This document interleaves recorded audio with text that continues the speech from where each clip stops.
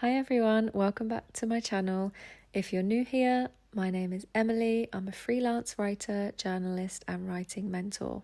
Today I am discussing with you the concept of a trigger diary. This is something that I started doing just over a year ago now, and it has brought me so much benefit. I took it to my life coach as well, and I told her the things that I was writing down, and then she also gave me some different things to write down to help me gain more awareness and feel into the feelings more of my trigger. So this is combined with what I had done and also what my life coach had done, and I put it into one big diary, and it is such a great process. So I'm really excited to be sharing it with you all. Firstly, I will be telling you what a trigger diary is. Then I will be telling you how it can help you. I'll run you through the steps of a trigger diary, and then I'll also be giving you an example at the end. A trigger diary is a tool that you can use when you're triggered to help you self-soothe.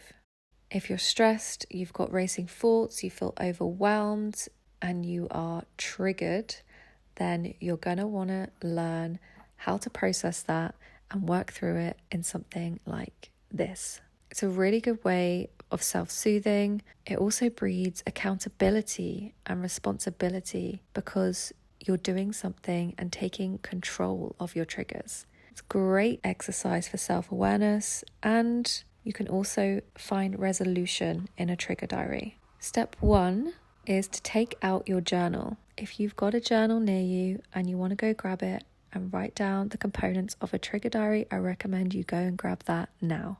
Step 2 is to explore the following. I'm going to run you through the steps of a trigger diary now, so get ready to write.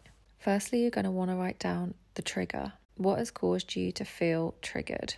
Can you identify it? Then you're going to write down a thought space. And this is essentially all of the things that are going around your mind, all of the racing thoughts. It's essentially just a huge brain dump space to get all of that icky feeling out and onto the page. The next thing we're going to write down is the behavior that this trigger has caused. So how is this trigger influencing your behavior? How is it showing up in your life? The next thing we're going to write down is the result of that behavior. What has that behavior caused for you? How has it influenced you? What has it made you do? The next thing we're going to write down is what belief you're holding on to because of the trigger. What's the belief behind the trigger? What belief is causing you to become triggered? What things do you believe about yourself that has made you feel triggered? Next step, we're going to write down the truth of the situation. So this probably won't be the same as your belief. What are the actual facts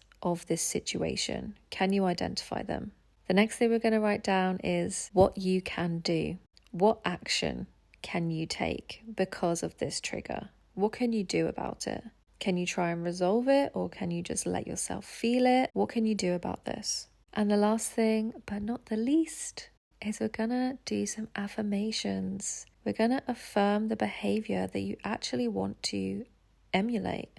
Who is the person that you'd like to actually be instead of this triggered version of you? Let's affirm that now.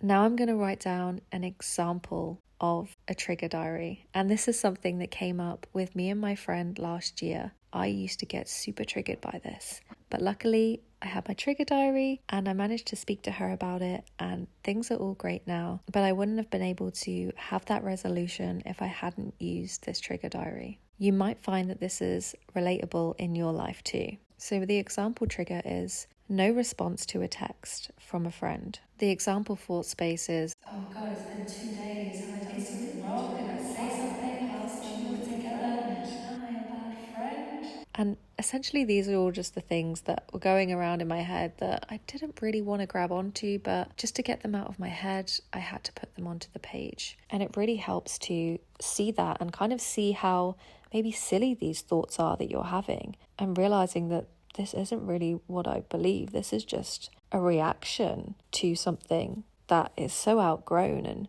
so unnecessary. The example behavior may be checking your phone more often if something like this happens, or scanning their socials for a last online status, asking other friends, am I a bad friend? This is all like that icky anxiety behaviors that we get from something where we're feeling really unsafe and triggered. And then the result of that behavior may be ruminating thoughts, tense shoulders, a high screen time, distracted with your phone instead of working, and just all of these things that result from a behavior that has been caused by this trigger. Another result may be just that you're feeling really shit and you're feeling all of this anxiety, and it's just not a good thing to hold on to. And then the belief in this example would be, I'm a bad friend, people don't like me. But the truth in this example is, actually, I'm a really good friend. I'm supportive, I'm open-minded, I'm loving, and lots of people tell me that all the time. And lots of people really adore me, and I know that I'm a good friend because I've not done anything wrong. What you can do, you may reassure yourself, create some fun time away from your phone. You could talk to someone about your anxiety. Try and engage in a relaxing activity to really help that anxiety as well. So an example affirmation for this is, no response to a text after a few days is normal for the world that we live in, as most people are busy and have attention pulling them everywhere. Affirm that and know that people are just generally busy. And then you can also affirm things for yourself as well by saying, I'm a good friend. And if there's something that I've done, then I trust in my friend's communication skills to be able to verbalize any issues. And I deserve to feel peace. These are all great affirmations to do, and just little ways to remind yourself of what you know to be true in your heart. And there we go, that's the example. And that is what a trigger diary is. Let me know if you use this, and thank you so much for watching.